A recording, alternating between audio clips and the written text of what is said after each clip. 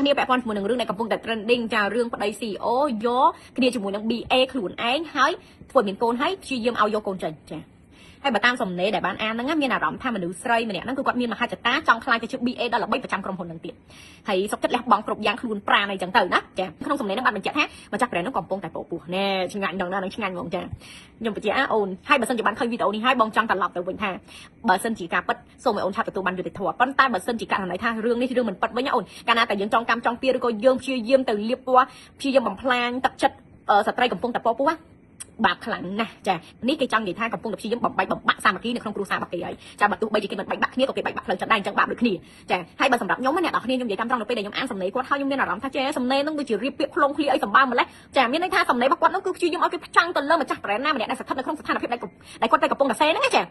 អញ្ចឹងខ្ញុំមានអារម្មណ៍ថាជុំអញ្ចឹងមានន័យថាសំណេរនេះគាត់មានបំណងអ្វីមួយយ៉ាងកំឡុងពេលដែលម្ចាស់ brand ម្នាក់នោះគឺកំពុងតែពោពោះចាបើដូចខ្ញុំវិញចាអ្នកនរគ្នាខ្ញុំពោពោះដែរប៉ុន្តែខ្ញុំជាមនុស្សម្នាក់ដែលផ្លូវចិត្តរឹងមាំចាខ្ញុំមានទំនុកចិត្តលើប្តីខ្លួនឯងចាអញ្ចឹងហើយអត់បាក់ទឹកចិត្តណាប៉ុន្តែខ្លាចតែថាម្ចាស់ brand ផ្សេងដែលគាត់កំពុងមានទម្ងន់ហើយលេងចាគាត់កើតទៅជាការសង្ស័យប្តីខ្លួនឯងគាត់កើតទៅជាបញ្ហាផ្លូវចិត្តណាអាអ្នកធ្វើបាបគេនឹងបាបធ្ងន់ណាស់កម្មវិធីធ្ងន់ណាស់ប្រាប់ទៅចានៅក្នុងវិស័យអនឡាញនេះធៀបទៅការលៀបពណ៌ហ្នឹងណាខ្ញុំចង់និយាយថាអញ្ចឹងខ្ញុំឃើញរឿយហើយមើលទៅវាធម្មតាប៉ុន្តែគ្រាន់តែថាវាប្លែកពីគ្នារឿងនេះអ្នកនរគ្នាដឹងឯងអានកាន់តែយូរកាន់តែមានអារម្មណ៍ថាវាមិនប្រក្រតីត្រង់ចំណុចអីវាមិនដែលថាមនុស្សស្រីដែលដេកនៅមួយគេហើយដែលទាំងតែខ្លួនឯងគឺជាស្រីរបស់ប្តីគេប៉ុន្តែវាទៅជាគេនេះខាងប្រុសគេមានប្រពន្ធស្របច្បាប់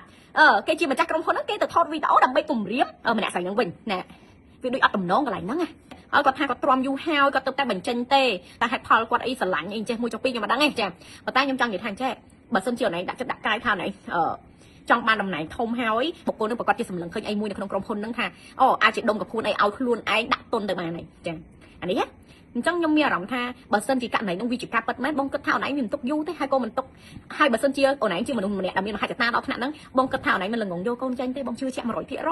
អានេះអារម្មណ៍បងណាចាពីព្រោះថាមហិច្ឆតាអូនឯងមកទៅធំខ្លាំងហើយណាមួយទៀតអូនឯងគិតថាក្រុមហ៊ុនហ្នឹងគឺជាក្រុមហ៊ុនទ្រព្យក្រុមហ៊ុនមាសក្រុមហ៊ុនពេជ្រសម្រាប់អូនឯងហើយអញ្ចឹង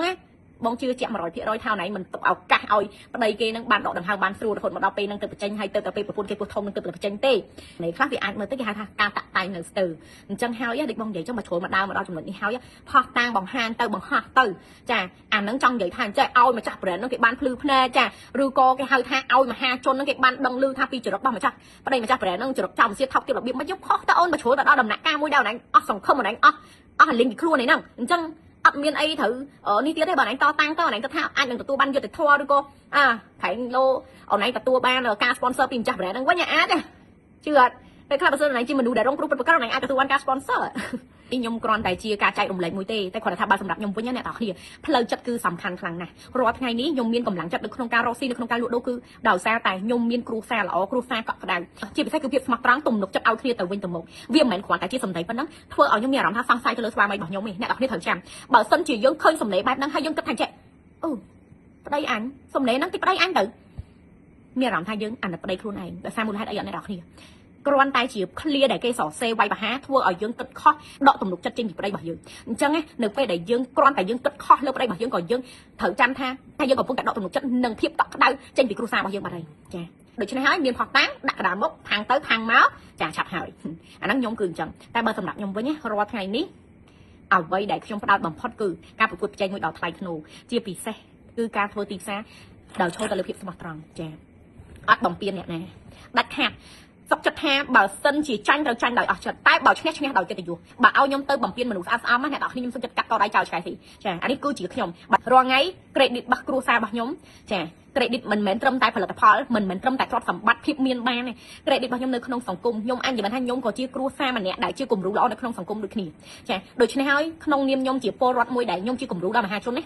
ឺខ្ញុំព្យាយាមថែរក្សាសេចក្តីថ្លៃថ្នូររបស់គ្រួសារខ្ញុំណាស់ហើយចំពោះស្រី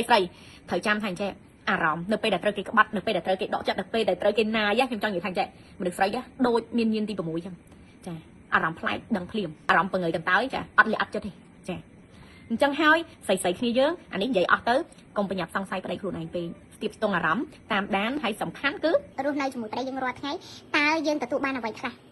បើសិនជាយើងទទួលបានរាល់ថ្ងៃកិត្តិយសភាពកក់ក្ដៅជាពិសេសគឺការមើលថែមួយដ៏មានក្តីសុខអាហ្នឹងយ៉ា ចឹងយើងគិតថាយើងដកមានខ្វះអីទៀតទេហើយបើសិនជាថ្ងៃណាមួយអូខេមានការប្រែប្រួលនៅចំណុចណាមួយចាំយើងគិតទៀតចាប៉ុន្តែបើសិនជាអូខេឥឡូវប្តីយើងនៅតែល្អប្តីយើងនៅតែថែទាំហើយប្តីយើងនៅតែនិតប្តីយើងនៅតែផ្ដល់ភាពកក់ក្ដៅប្តីយើងនៅតែបាត់មកជាហ៊ានអត់បានអាហ្នឹងវាជារឿងផ្សេងចង់និយាយចឹងអញ្ចឹងហើយកិត្តិយសគ្រួសារភាពថ្លៃថ្នូររបស់យើងរាល់ថ្ងៃមិនមែននៅលើមាត់អ្នកដទៃទេពលដទៃទៀតក៏អញ្ចឹងដែរបើសិនជាយើងចង់ឈ្នះគេឈ្នះដោយការបំផ្លាញធ្វើឲ្យអ្នកដទៃត្រូវបានអាប់អន់កិត្តិយសដោយសារតែទង្វើអាក្រក់របស់យើងប្រយ័ត្នតែគេអត់លេចខ្លួនឯងប្រយ័ត្នតែគេអត់រលាយខ្លួនឯងចាអូខេចុងវីដេអូនេះមានតែប៉ុណ្្នឹង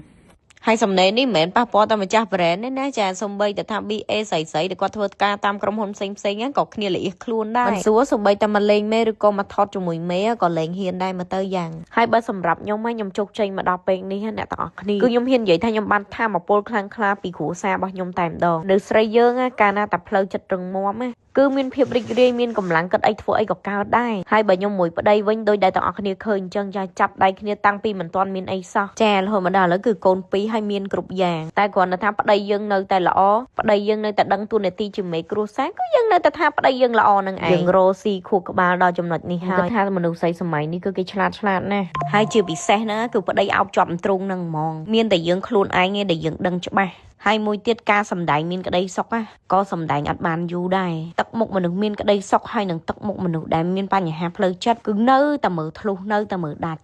អើយប៉ុន្តែឥឡូវយើងមកយើង product យើងវិញម្ដងថ្ងៃហ្នឹងចូល stock បានតែ2មុខទេណាទាំងអស់គ្នាចា scrub cafe ច្បាច់ Jensen ហើយនឹងពពួក Sun Serum ចាអញ្ចឹងហើយអ្នករកទិញអត់បានយ៉ាវឺតហើយរឿងអា2មុខហ្នឹងយើងមិនបាច់ឲ្យរៀបរាប់ច្រើនទេអ្នកអរគុណអ្នកតាមប្រើចូល5ឆ្នាំជាងហើយអញ្ចឹងមិនមែនធម្មតាទេ